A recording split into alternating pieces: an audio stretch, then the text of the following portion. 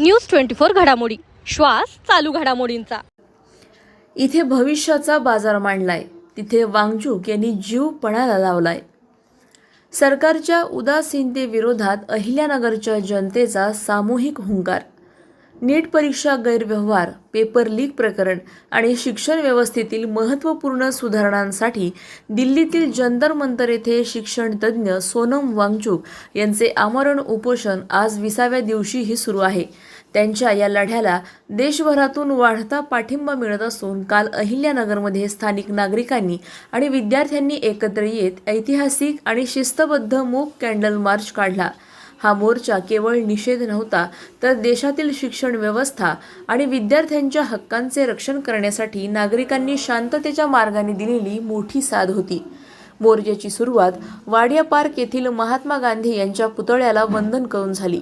छत्रपती शिवाजी महाराज यांच्या पुतळ्यापाशी थांबून त्यांना अत्यंत आदराने अभिवादन केले। यामुळे आंदोलकांमध्ये नवा उत्साह आणि ऊर्जा संचारली। मोर्चाची सांगता डॉक्टर बाबासाहेब आंबेडकर स्मारकापाशी झाली। येथे सर्वांनी हातात मेणबत्त्या धरून सोनम वांगचूक यांच्या मागण्यांना आणि त्यांच्या आरोग्यासाठी सामूहिक पाठिंबा दर्शवला। सोनम वांगचूक यांच्या ढासळत्या प्रकृतीबद्दल चिंता व्यक्त करत सरकारने विद्यार्थ्यांच्या भविष्याचा विचार करून त्यांच्या मागण्यांवर त्वरित सकारात्मक निर्णय घ्यावा, अशी भावना यावेळी उपस्थित नागरिकांनी व्यक्त केली। प्रतिनिधी स्वामी गोसावी, न्यूज 24 घडामोडी, अहिल्यानगर। आज मोर्चा काढला होता, काय कारण होते, काय पाठिंबा? आज अहिल्यानगरमध्ये सामाजिक संघटनांनी सर्व मिळून सोनम वांगचूक यांच्या उपोषणाला पाठिंबा देण्यासाठी सामान्य नागरिकांचा मोर्चा काढला होता। यामध्ये राजकीय व्यक्ती काही कोणी आलेले नव्हते, परंतु आज जर पाहिलं तर विद्यार्थी मोठ्या प्रमाणात होते, महिला मोठ्या प्रमाणात होत्या आणि सर्वसामान्य माणसांचा याच्या आंदोलनात भरणा होता। आपण एकंदरीत जर पाहिलं तर केंद्र सरकार, म्हणजे इथं जे वाक्यांचे बोलण्यात आलं, केंद्र सरकार या आंदोलनाकडे दुर्लक्ष करत आहे। म्हणजे अण्णा हजारे यांचं उपोषण 13 दिवसांचं होतं, त्याही पेक्षा जास्त दिवस वांगचूक यांचं उपोषण सुरू आहे।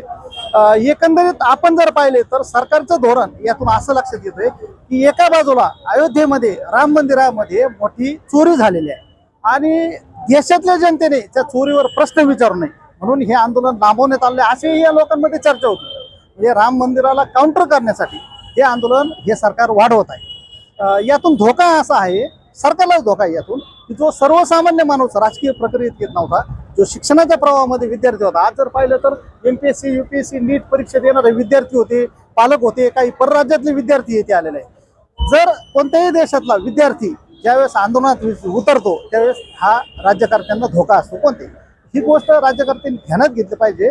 सोनम वांगचूक यांचं आंदोलन थांबवलं पाहिजे, उपोषण थांबवलं पाहिजे। माझं नाव अशोक बडे, मी आता बऱ्याच एक्झाम देत आहे।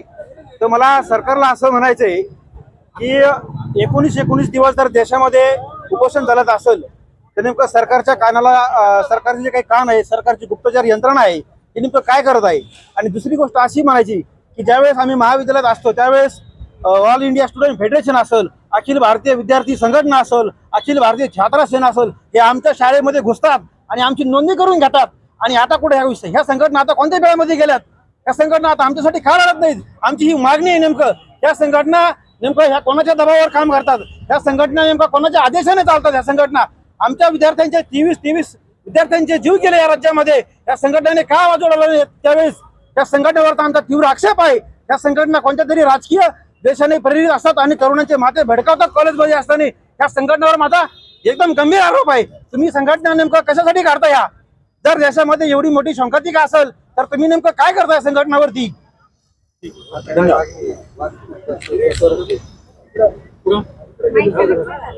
आणि जर शेवटचं सांगणं आहे, जर सरकारने आमच्या मागण्या मान्य नाही केल्या तर आम्ही आता हा कॅन्डल मार्च काढलाय। आम्ही तरुण आहोत, आम्ही पुढच्या वेळेस नक्कीच कॅम्बा मोर्चा काढणार आहोत। अशाच बातम्यांचा आढावा घेण्यासाठी आजच आपल्या YouTube चॅनलला सबस्क्राईब करा। बातमी आवडल्यास लाईक करा आणि इतरांपर्यंत शेअर करा।